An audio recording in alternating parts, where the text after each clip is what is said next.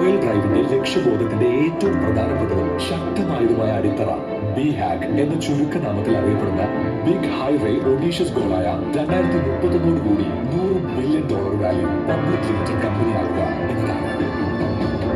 ഈ യാത്രയ്ക്ക് വേഗം കൂട്ടുവാനെന്നോണം റോയൽ ഡ്രൈവിന്റെ സംരംഭകത്വ മികവ് അന്താരാഷ്ട്ര തലത്തിൽ ശ്രദ്ധിക്കപ്പെടുകയുണ്ടായി.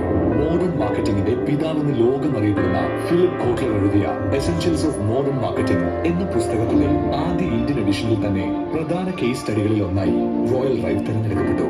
വേറിട്ട രീതികളിലൂടെ മാർക്കറ്റിൽ ഇടം പിടിച്ച് ഇന്റർനാഷണൽ ബ്രാൻഡുകൾക്കൊപ്പമാണ് കേരളത്തിൽ നിന്നുള്ള ഏക ബ്രാൻഡായ റോയൽ ഡ്രൈവ് അവതരിക്കപ്പെട്ടിരിക്കുന്നത്.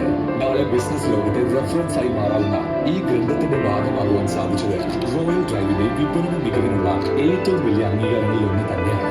നിലവിൽ കാലിക്കറ്റ്, കൊച്ചി, ട്രിവാൻഡ്രം എന്നിവിടങ്ങളിൽ royal drive luxury car division പ്രവർത്തനം ആരംഭിച്ചു കഴിഞ്ഞു. ഞങ്ങൾ എന്തുകൊണ്ട് തിരുവനന്തപുരം എന്നു പറഞ്ഞാൽ ഞങ്ങളുടെ ആദ്യത്തെ തുടക്കം ഈ വീഡിയോയിൽ കണ്ടുപോലെ മലപ്പുറം ജില്ലയിൽ സ്റ്റാർട്ട് ചെയ്തപ്പോഴും ഞങ്ങളുടെ ഒരു 20% 30% സെയിൽ ഞങ്ങൾ തിരുവനന്തപുരം ഡിസ്ട്രിക്റ്റിലായിരുന്നു ചെയ്തിരുന്നത്.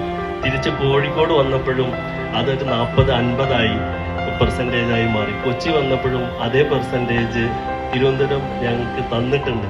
അപ്പോൾ ഈ റോയൽ ഡ്രൈവ്, റോയൽ കാർസ്, ഇനി നമുക്ക് ആവശ്യമുള്ള റോയൽ റോഡ്സും കൂടെയാണ്. നമ്മുടെ റോഡുകളും കൂടെ നല്ല ഭംഗിയായി കഴിഞ്ഞാലേ ഇത്തരം വണ്ടികൾ വാങ്ങിച്ച് നമുക്ക് ഡ്രൈവിംഗ് എൻജോയ് ചെയ്യാൻ ഒക്കൂ. ഞാൻ പൊതുവെ ഒരു ഡ്രൈവിങ്ങിൽ അല്പം പാഷനുള്ള ഒരാളാണ്. അപ്പോൾ ഇതുപോലത്തെ വണ്ടികൾ കാണുമ്പോൾ ഇപ്പം നമ്മൾ കേരളത്തിൽ ഇപ്പോൾ റോഡുകൾ വരികയാണ്, എന്നാലും കേരളം വിട്ടുകഴിഞ്ഞാലേ നമുക്ക് ഈ വണ്ടികളുടെ പെർഫോമൻസ് ഇപ്പോഴും അറിയാവൂ. എനിക്ക് തോന്നുന്നു വിത്തിൻ 1 ഇയർ റോഡെല്ലാം ഭംഗിയായി കഴിഞ്ഞ് ഇവിടെ നമുക്ക് ക്യാമറാസ് ഇല്ലെങ്കിൽ നല്ല ഭംഗിയായിട്ട് ഓടിക്കാൻ പറ്റുമെന്ന് വിചാരിക്കുന്നു. എനിവേ, വണ്ടികൾ വാങ്ങിക്കുന്ന എല്ലാവർക്കും മൈ ഗുഡ് വിഷസ്.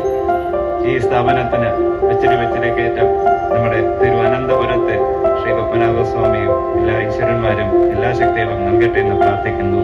നന്ദി, നമസ്കാരം.